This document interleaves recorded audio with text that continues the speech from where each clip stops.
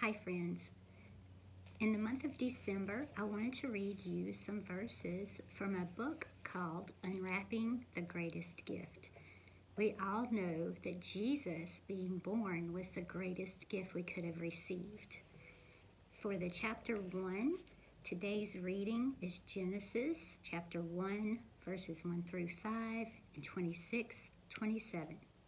It says, "In the beginning, God created the heavens and the earth. The earth was formless and empty, and darkness covered the deep waters. And the Spirit of God was hovering over the surface of the waters. Then God said, 'Let there be light.' And there was light. And God saw that the light was good. Then he separated the light from the darkness. God called the light day and the darkness night. God said, 'Let us make human beings in our image to be like us. They will reign over the fish in the sea, the birds in the sky, the livestock, the wild animals on the earth, and the small animals that scurry along the ground.' So God created human beings in his own image. In the image of God he created them. Male and female he created them." In the beginning is when the greatest story ever told begins. The story of Christmas begins in the very beginning, because Christmas is about Jesus and his love, which has been looking to hold you close since the very beginning of time. Jesus was before time began, his voice hovering over the depths of the darkness like a mother eagle hovers over her young. Jesus was there when the voice of God breathed wonder into the darkness. "Let there be light." And just the sound of God's voice made light dance into being, all brightness shattering the dark. "Let there be land." And at the music of his voice, mountains roared and raised up through the oceans. And God said, "Let there be living plants, and let there be lights in the heavens, and let there be living beasts." And at the wonder of his voice, leaves unfurled, and stars spun happy, and elephants trumpeted praise. But what about when God dreamed up the very best at the very last? God did not say, "Let there be," as he had for everything else. When he dreamed of a face like yours, his voice filled with the gentlest love, and he smiled, "Let us make human beings."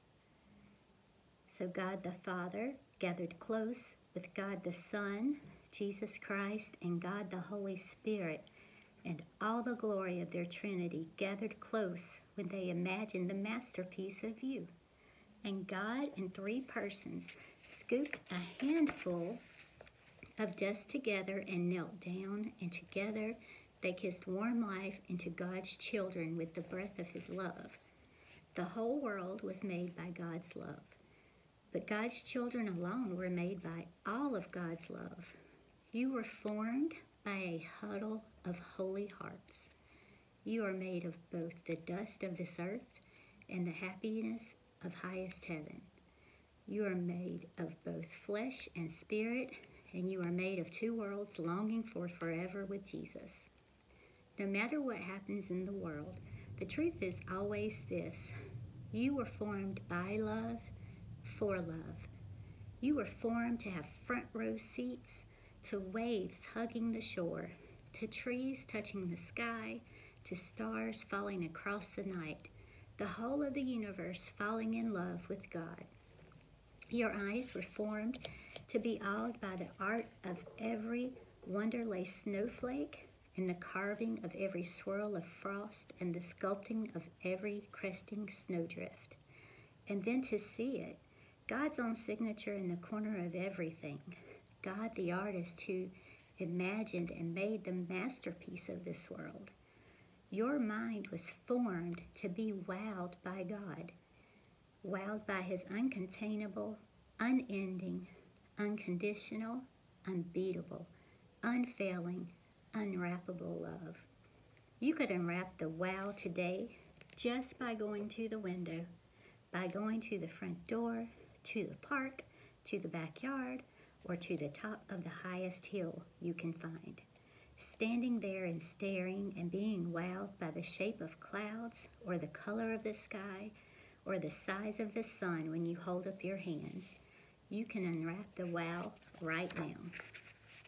And the greatest gift we can give back to our great God is to let His love make us glad. The whole blue marble of the world spins happy right now with the gladness of His love.